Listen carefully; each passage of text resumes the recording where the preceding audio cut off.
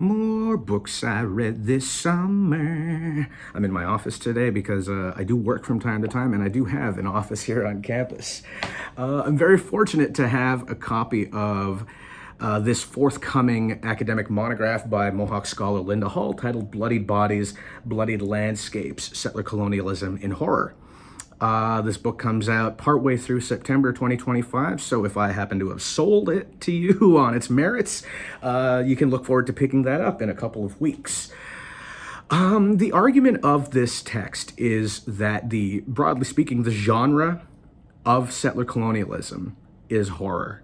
If you want to read the history of settler colonialism as well as its current tendrils into the present, you have to think of it through a horror lens.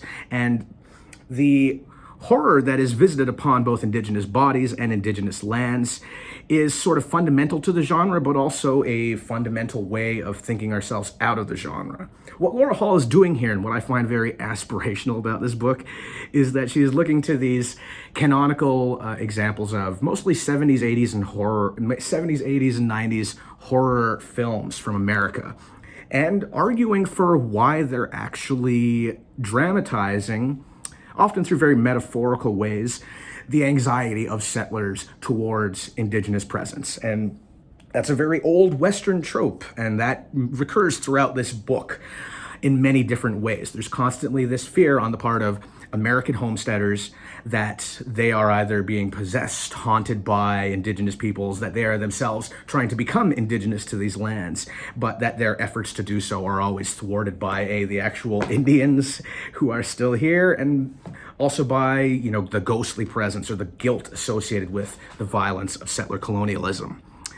Structurally, what this book does is not to focus in on any particular couple of texts, but really to just do a big genre survey.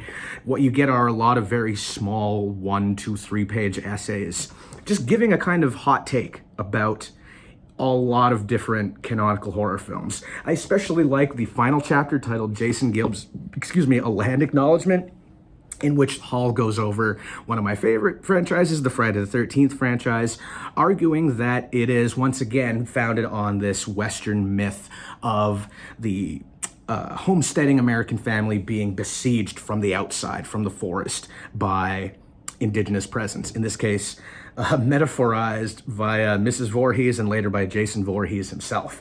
Jason Voorhees, coded as indigenous, question mark? You'd have to look to Laura Hall's book to get a better sense of how exactly that works out. Definitely check it out.